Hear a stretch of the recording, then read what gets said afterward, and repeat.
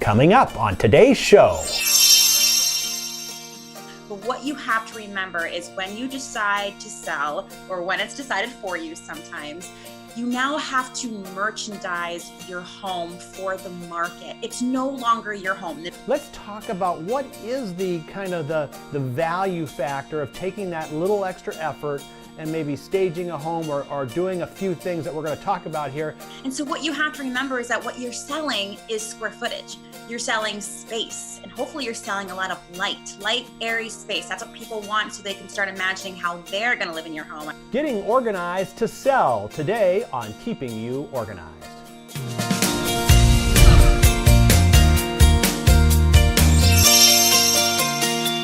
Hello, welcome to Keeping You Organized. Today we're going to talk about that process of getting ready to put your home or something you're trying to sell that's close to you, that you live in, on the market. It might be a townhome, might be a condo, but we're gonna talk about it from the preparatory phase, and we're going to be joined by Sarah Karakan from Nesters.com. Sarah, welcome to Keeping You Organized. Thank you. Thanks for having me. Now, I know we had you on another podcast before, and we've talked a little bit on, you've got like the Airbnb thing going, and you've got kind of a different angle on the organizing business. Why don't you just kind of refresh us a little bit about what you do? Yeah, so I'm in business with my husband. So it's the two of us, and we are Nesters, Nestrs. And my husband kind of takes care of all the handyman fixes, all the closet installations. We even do some minor renovations on that side of our business. And then I take care of interior design, organizing, and I also do a lot of staging. And then in our personal lives, we also are real estate investors, and we turn our properties into short-term rentals where we get to marry our love of design and construction with real estate. Well, you know, they always say that, that curb appeal, the first thing that when people drive up, and I remember when I was buying my first home, I drove up and I didn't like the color. I told the realtor, no, let's not even bother going. He said, no, you've got to go in. You can always change the color. Yeah. But, so let's talk about this process. Someone's decided they're going to sell. What are the things that they need to kind of consider? Well, here's the thing. Organizing already, as your audience knows, it's such a personal thing. And for many people, it's a very delicate process. So bringing in a professional organizer is often a great thing to do because these professionals know how to work with you, know what to say and how to walk you through the process. It's actually not that much different when you go to sell your home. Oftentimes you love your home. That's why you purchased it or you inherited it. There's many reasons why you live in your house and you've made it a home over the years. But what you have to remember is when you decide to sell, or when it's decided for you sometimes, you now have to merchandise your home for the market. It's no longer your home. The minute you talk to that agent or decide to sell on your own, the house is no longer yours. So now you've got to think of it from a merchandising perspective and get it ready for many people to come in, and you want to sell it for top dollar. Right. Now let's talk for a moment about this real estate market, because you're obviously out there actively looking to buy, to flip, and some things like that. How would you characterize the real estate market right now?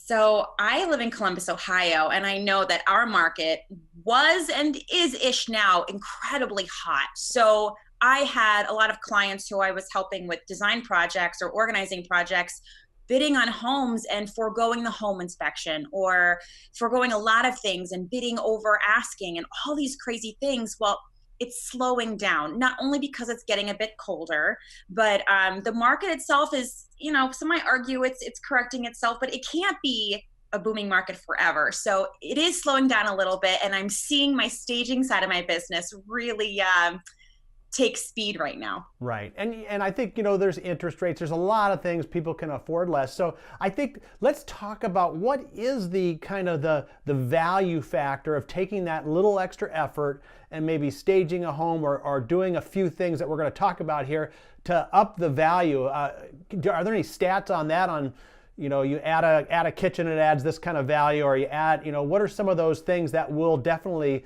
get you a higher asking price? Absolutely. So actually right now, this is a little, not off topic, but doesn't have to do much with organizing, but it's good for the listeners to know that right now, garages and the front of your home. So that front door, your maybe you have a front pergola or something. That first thing that people see, you're seeing the biggest return on investment right now. So new garage doors, curb appeal, all that stuff is going to be well worth any money you put into it. And if you think about it, a lot of people these days, the first place they're stopping to see property is online. And oftentimes that first shot is the front of the home. So then if they like that, they're going to drive by. And if that picture was touched up so much that it doesn't really read in real life, those people aren't even going to walk through that front door. So spending time in the front of your property is essential. Yeah, it was really weird. I saw on Facebook the other day a picture of a home. A friend of mine's a realtor, and it was this low angle shot with, somehow the sky was beautifully blue. I mean, which it probably was, but it enhanced the landscaping and everything, and so I'm sure that's part of that staging too. But like you say, you don't want to like oversell it, and then people get there and they go, what's that dumpster doing right there? Right, exactly. Yes. Well, let's talk about what someone comes to you as a client and wants to, get prepared, get organized for selling. What are some of the steps you take them through? Yeah, so we often call it in the staging world an occupied staging. So this is for your listeners too, who are planning to live through the process of selling the home. Otherwise, it's a vacant staging. So most people go through occupied, right? You want to sell your home before you go ahead and buy that next home, if that's the process you're taking. And so what you have to remember is that what you're selling is square footage. You're selling space, and hopefully you're selling a lot of light, airy space. That's what people want, so they can start imagining how they're going to live in your home. I'm sure you've heard that time and time again, but it is so true.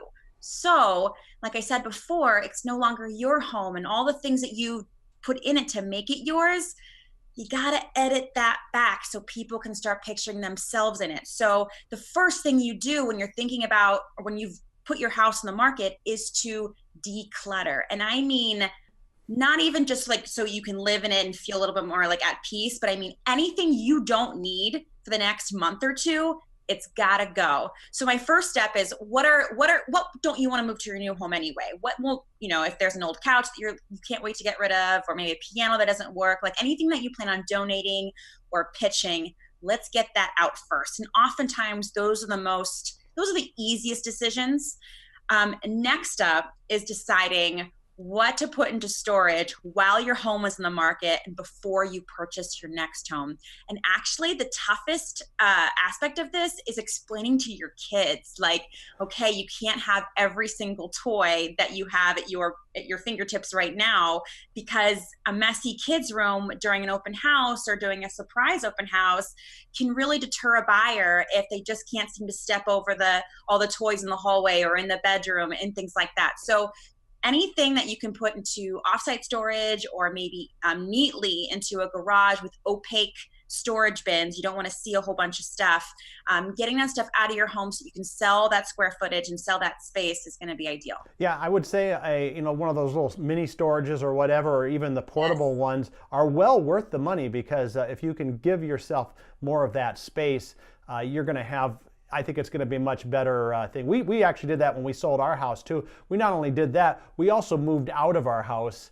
We had it staged, and we lived with my parents for about a month during that. Because things move fast in these markets. They go on the market and you get offers, and so it was. It almost seemed like no one was living there because no one was living there. Right. Okay. Well, what's next? What's another thing we can do other than just decluttering and get that stuff out that you don't need or don't want? Well, actually, you brought up a good point.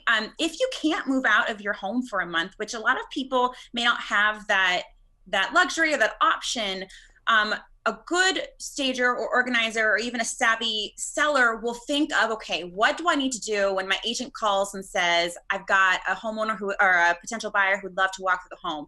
So being prepared to clean up really fast is ideal. So what I like to advise everyone is to get an opaque tote for every single room, and be ready to put, and you don't have to get fancy with this, like throw anything that's not what your organizer or your stager, or even you after you've done decluttering your home and you've made it that picture perfect, anything beyond that goes into that bucket so you can neatly stack it into a closet, and in an hour or less you're ready to show your property. But that's important, that you know exactly how to remake that beautiful bed, how to declutter the desk if you're working on something, and then you can unpack those bins after the open house. But having a plan for those either surprise or planned potential buyer visits is going to save you a lot of sanity. Great. Well, we're going to take a quick break here, and when we come back, I want to talk about some of the secrets of the stagers, because I know when we had our house staged, there were some things I go, oh, really? That's kind of interesting. Why do you do that? So I'm going to ask you those questions when we come back. We're with Sarah Karakian,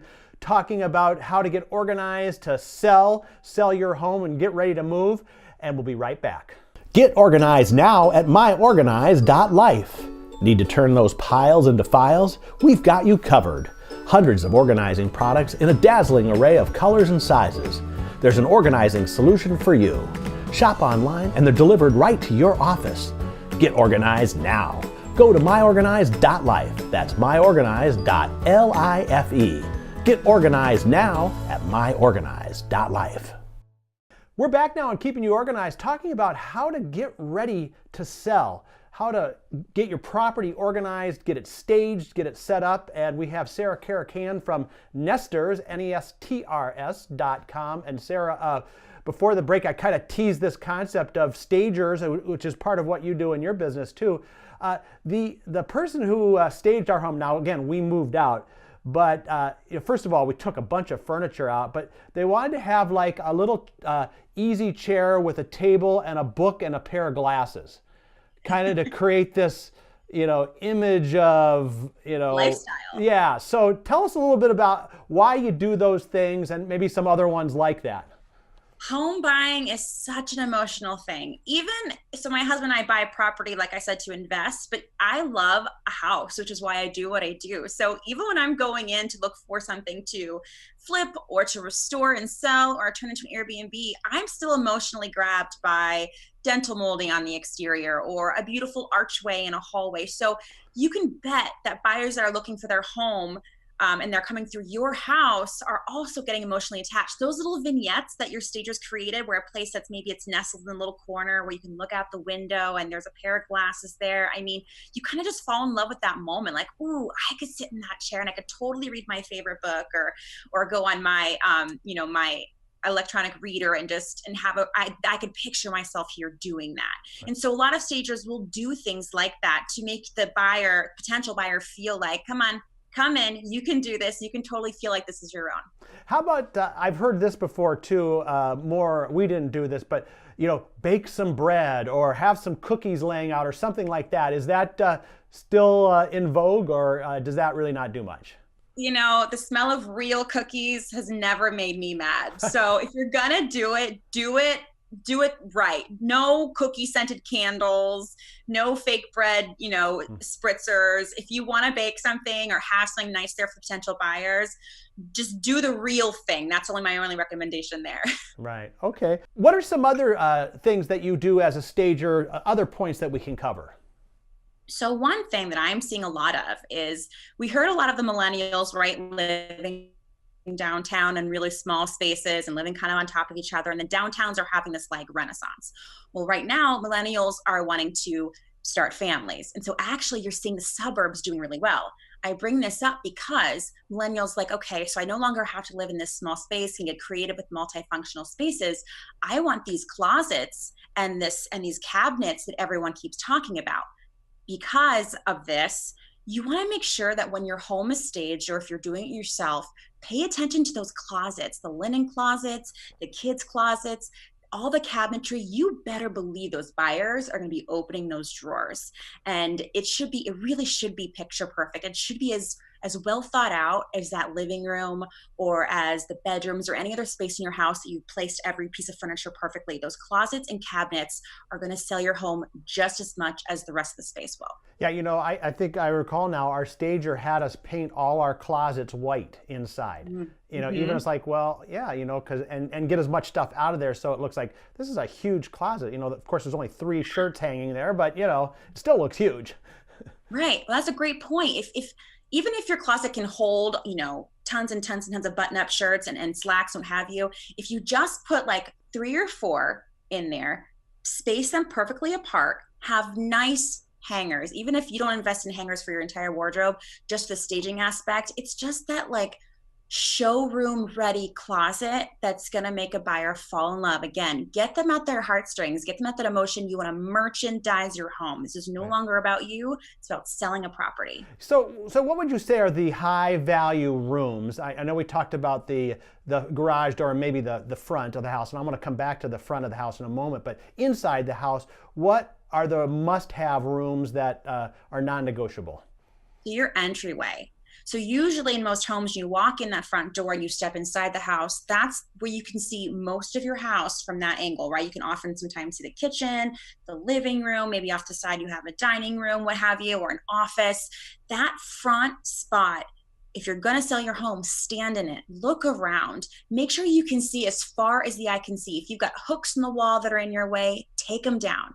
If you've got a light that's not working or anything that's just sticking out to you that doesn't feel right, where you can't see beyond it, fix that. Because that first moment, they say, I don't know where the stat comes from, but all of our stagers use it, but it's 7 seconds that a buyer will decide whether or not they're emotionally involved in that property. Yeah. So take that entryway and really think about how to optimize it. What are some of the creative things that you've maybe done in an entryway outside of just making sure everything's clean and tidy and out of the way? Any little props or anything like that that you would maybe put in an entryway that could evoke an emotion of some sort? Absolutely. So, you mentioned besides the closets and all that, but I will say, like, make sure that coat closet is, like we said before, really tidy, cleaned up. Take a lot of the coats out, just leave 3 or 4 in there. If you have baskets in there collecting shoes, maybe put a couple in there just to suggest, but you definitely don't overstuff. A lot of the times people overlook that if you have a light in your entryway, maybe it's something that's flush mount, but if you've got height, invest in a light fixture right there because it draws the eye up and out. Again, making those buyers look beyond it and making the entryway feel grand. So I'm not saying invest in lighting for your entire house. You want to discuss that with your real estate agent, but I would ask you to invest in that light fixture because I really think that's that first impression. If you get something beautiful and modern and just appropriate for your home, it's going to be a really good investment. Okay, how about quickly kitchen and bathrooms? Because we know people want to have great ones, great bathrooms, great kitchens. So I would clear most of the things off of your countertops because you hopefully want to sell whatever material is that countertop is. So show it off. Take off all the toasters and the blenders and all those things. Any appliances that are those seldom used appliances, put those in that offsite storage that we talked about so that your cabinets can breathe and people can actually see them and the space that they've got. Any of those kitchen towels, take them off of your oven's handlebar. Just really clean it up, tidy up, put things away, but don't shove them into drawers. Really think about organizing those drawers and anything that you're not using to cook while you're staying at your home to sell. Maybe plan on having a little budget so you can eat out a little bit more during that time so your kitchen stays clean. Another thing that ties into the bathroom, kitchen, and the rest of your home that I believe is non-negotiable is making sure your windows are professionally cleaned. You want to open up all the windows in your kitchen and bathroom and bedrooms, let that natural light in, and you want those windows to be clean to allow that to happen. I also see this in model homes. A lot of times they don't have curtains on there. So do you ever say take the curtains off and just let the window be, or do you think you need the curtain there as part of the decoration? It depends on the curtain. If it's a beautiful curtain, well thought out with the rest of the design, I would just say open them up all the way. If you've got sheers, open those up too. And if you've got nice blinds, just bring them all the way up too as well. If you've got the cheaper blinds, you never got around to swapping them out, you can go ahead, take those down, patch the holes if you've still got the paint, and then leave those curtains. A lot of times curtains soften the space, which creates layers in the home and just makes it feel a little cozier. So you could leave those. Again, it depends, but definitely I agree with you there. The windows should be open, bare, as long as the view is halfway decent. All right, let's wrap it up by going outside again. We talked about that experience I had of driving up. What can you do to the front of the house to make that wow experience that's going to have people get out of the car and go up to the door?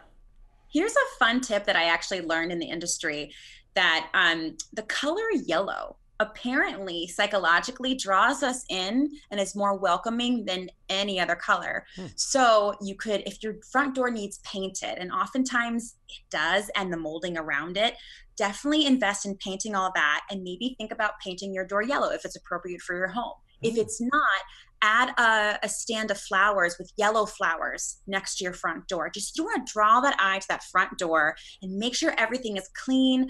Any caulking that you need to do that to touch up the front of your home, do that. Any bricks that are loose, go ahead and get those fixed. Anything that people can see, because everything that you don't fix for your buyer, the buyer is going to add $3 to every $1 to that repair. So go ahead, invest in that repair yourself, and you're going to save on the back end when you go ahead and sell your home. Wow, these are incredible tips here. So before we go, just tell us a little bit about the services you offer and how people can get a hold of you. Absolutely. So you can find us on nesters.com, nestrs.com. We have a lot of fun on Instagram under the same name. And we're located in Columbus, Ohio. We're here for any of your handyman, organizing, staging, or even short-term rental hosting needs. Great. Well, it's exciting to hear from you again. And I think that people will really enjoy this, especially if they're getting ready to get that house on the market. These are great tips that will give them a little bit higher asking price, which that's the whole idea, isn't it? Absolutely, yes. Great. Well, all right. Thank you, Sarah Caracan, nesters.com. There you go, folks. Invest a little extra time into getting prepped for that sale, and you'll see a higher price. And we'll see you next time on Keeping You Organized.